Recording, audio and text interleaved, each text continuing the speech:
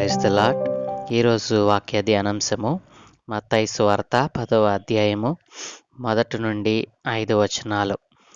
ఆయన తన 12 మంది శిష్యులను పిలిచి, అపవిత్రాత్మలను వెళ్ళగొట్టుటకును, ప్రతి విధమైన రోగమును, ప్రతి విధమైన వ్యాధిని స్వస్థపరచుటకును వారికి అధికారం ఇచ్చెను.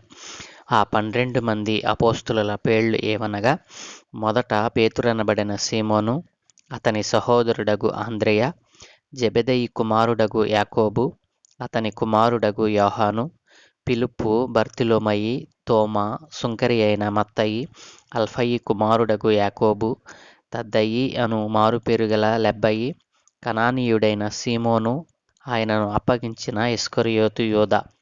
యేసు ఆ 12 మందిని పంపుచు వారిని చూచి వారికి ఆజ్ఞాపించినదేమనగా, మీరు అన్యజనుల దారిలోనికి వెళ్ళకుడి, సమరయుల ఏ పట్టణములోనైనను ప్రవేశింపకుడు గాని ఇశ్రాయేలు వంశములోని నశించిన గొర్రెల యొద్దకే వెళ్ళుడి.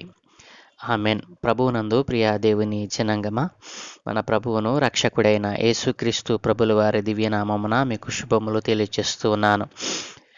మనము చదువుకున్నటువంటి ఈ ధ్యానాంశంలో యేసుక్రీస్తు ప్రభుల వారు తన సువార్తకు ఆయన తన శిష్యులనుగా చేసుకున్నటువంటి 12 మందిని ఇక్కడ సువార్త పనికి పంపుచున్నట్లుగా మనము చూడగలము.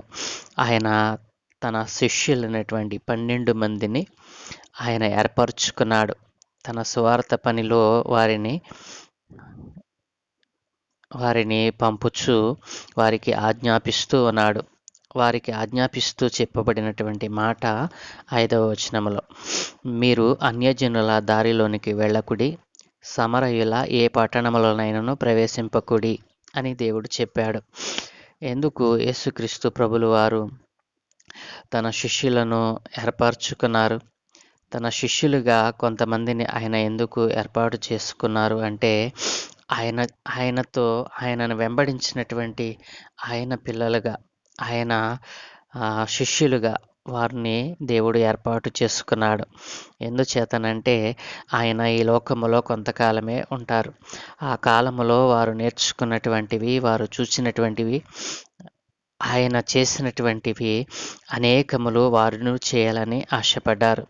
నా ప్రియ దేవుని జనాంగమా, ఈ రోజున దేవుడు మిమ్మలను కూడా తన శిష్యులుగా చేరమని ఆయన ఆహ్వానిస్తూ ఉన్నాడు. ఆయన శిష్యుడిగా, శిష్యురాలిగా నీవు ఆహ్వానించబడినటువంటి వారిలో ఉన్నావా? ఆయన శిష్యుడిగా, శిష్యురాలిగా ఆయన చేసినటువంటి అద్భుత కార్యములను, ఆశ్చర్య కార్యములను మీరు చేయుటకు అధికారము కావాలని ఆశపడుతూ ఉన్నారా? అయితే యేసయ్య మిమ్మల్ని పిలుస్తూ ఉన్నాడు. ఆయన వారికి ఏ అధికారాలు ఇచ్చాడు అనంటే, ప్రతి విధమైన రోగమును, ప్రతి విధమైన వ్యాధిని స్వస్థపరచుటకు వారికి అధికారం ఇచ్చాడు. ప్రతి విధమైన అపవిత్రాత్మలను, దెయ్యములను వెళ్ళగొట్టే అధికారమును ఆయన తన శిష్యులకు ఇచ్చాడు. నా ప్రియ దేవుని జనాంగమా, ఈ రోజున నీవు యేసుక్రీస్తు ప్రభుల వారిని నీ స్వంత రక్షకునిగా అంగీకరించిన వారివా? అయితే యేసయ్య నీకు అధికారం ఇవ్వటానికి ఇష్టపడుతూ ఉన్నాడు. ఆ అధికారము ఈ లోక సంబంధమైనది కాదు, అది పరలోక సంబంధమైనది. కాబట్టి నా ప్రియ దేవుని జనాంగమా, ఆయనను ఎరిగినటువంటి నీవు ఎందాక ఈ లోకముతో స్నేహం చేస్తావు? ఆయన అధికారము క్రిందకు నీవు రావాలని ఆయన ఆశపడుతూ ఉన్నాడు. కాబట్టి ఆయన అధికారము క్రిందకు నీవు వచ్చినట్లయితే దేవుడు నిన్ను హెచ్చిస్తాను అని చెప్తూ ఉన్నాడు. అనేక మందిని శిష్యునిగా తయారు చేయమని ఆయనే చెప్పాడు.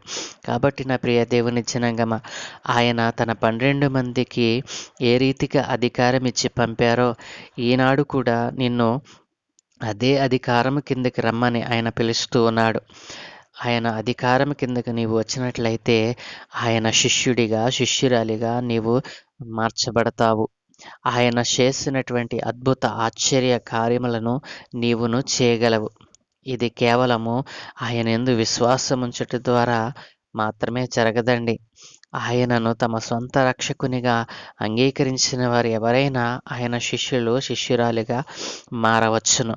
కాబట్టి నా ప్రియ దేవుని జనాంగమా, ఆయన శిష్యుడిగా, శిష్యురాలిగా నీవు మారినటువంటి నీవు, ఆయన అధికారము క్రిందకు వచ్చినటువంటి నీవు, ఆయన అధికారమునకు లోబడినటువంటి నీవు మరలా ఈ లోకంలోనికి మరలిపోతున్నావా? ఈ లోకముతో కలిసి స్నేహం చేస్తున్నావా? అయితే దేవుడు నీతోనే మాట్లాడుతున్నాడు. ఆయన అధికారం క్రింద ఉండు. నీకు ఆ అధికారములో నీకు గొప్ప విడుదల ఉంటుంది. ఆ అధికారములో నీకు గొప్ప శక్తి రిలీజ్ అవుతుంది. కాబట్టి ఆయన అధికారం క్రింద ఉండకుండా ఈ లోకంలోనికి నీవు లాగబడుతూ ఉంటే యేసయ్య నీతోనే మాట్లాడుతున్నారు. కాబట్టి ఆయన శిష్యులుగా, ఆయన శిష్యురాలిగా మారాలని ఆశపడితే యేసయ్య చెంతకు రా. యేసయ్య చేసినటువంటి అద్భుతములు, ఆశ్చర్యమైన కార్యములు నీవును చేయగలవు. ఈ రోజున అనేక మంది జనులు యేసుక్రీస్తు ప్రభుల వారిని నమ్మకపోవడానికి కారణము నీ యొక్క జీవితమేమే. నీ యొక్క జీవితమేమే. నీ జీవితము ద్వారా నీవు యేసయ్య చెంతకు అనేకులను శిష్యులనిగా, శిష్యురాలినిగా మార్చకుండా నీ జీవితమే ఒక పనికిమాలినటువంటి జీవితముగా మారిపోయి, నీ జీవితమే అనేకులను యేసయ్య దగ్గరకు రాకుండా ఒకవేళ అడ్డుపడుతూ ఉందేమో. నీ విశ్వాస జీవితము ఎలాగున ఉందో పరీక్ష చేసుకునమని దేవుడు చెప్తా ఉన్నాడు. ఇప్పుడైనాను నీవు ఆయన అధికారం క్రిందకు వచ్చినట్లయితే ఆయన నిన్ను పరిపూర్ణమైనటువంటి తన శిష్యునిగా, శిష్యురాలిగా మార్చుటకు, తద్వారా మీతో ఆయన ఆశ్చర్యమైనటువంటి కార్యములు జరిగించుటకు ఇష్టపడుతూ ఉన్నాడు. కాబట్టి నా ప్రియ దేవుని జనాంగమా, ఈరోజు ధ్యానాంశము ఆయన అధికారం కిందకు రమ్మని ఆయన పిలుస్తూ ఉన్నాడు. ఆయన అధికారం క్రిందకు వచ్చుటకు నీవు ఇష్టపడుతూ ఉన్నావా? అయితే ఈ ప్రార్థన నాతో కలిసి చేయి. సర్వలోకాధికారి అయినటువంటి యేసుక్రీస్తు ప్రభువా, మీకు స్తోత్రాలు నాయనా. మరొక నూతన దినాన్ని మాకు అనుగ్రహించినందుకే మీకు స్తోత్రాలు. ఈ రోజున మేము అయా ఇదిగో తండ్రి, ఈ రోజున మేము సజీవులుగా ఉన్నాము అంటే మీరు మాకు ఉచితంగా ఇచ్చినటువంటి మీ కృపయే. మీ కృప క్రింద ఉన్నటువంటి మేము, మీ కృపలో దాచబడినటువంటి మేము, అయా ఇదిగో నీ అధికారము క్రిందకు మేము రాకుండా ఈ లోకముతో స్నేహం చేస్తూ తప్పిపోయి ఉన్నామనైనా. అయా ఈ రోజున ఎందరైతే అలాగున తప్పిపోయి నీ అధికారము క్రింద లేకుండా పోయారు, అటు వారందరినీ మీరు ప్రేమతో మరలా పిలుస్తూ ఉన్నారు. అలాంటి మీ ప్రేమ కలిగిన మాటకు లోబడి ఎందరైతే ఈ రోజున మీ దగ్గరకు వస్తూ ఉన్నారో వారందరినీ మీ అధికారమునకు లోబడిన వారిగా మార్చమని, అయా మీరు చేసినటువంటి ఆశ్చర్యమైన అద్భుత కార్యములను వారును నైనా చేయుటకు వారికి అధికారం ఇస్తానని చెప్పినటువంటి ఆ మాటను వారు గుర్తించి అయా మీ శిష్యులుగా, శిష్యురాలుగా వారు మారుటకు సహాయము దయచేయమని, ఈ దినమంతయు నైనా నీ కాపుదలలో మమ్మల్ని భద్రపరచుకునమని, మా చేతి పనులను, మా ప్రయాణములను, ప్రయత్నములను అన్నిటినీ సఫలపరచమని, ఘనత, మహిమ, ప్రభావాలు మీరే పొందుకోమని యేసు నామములో అడుగుచున్నాము తండ్రి. Amen, amen, amen.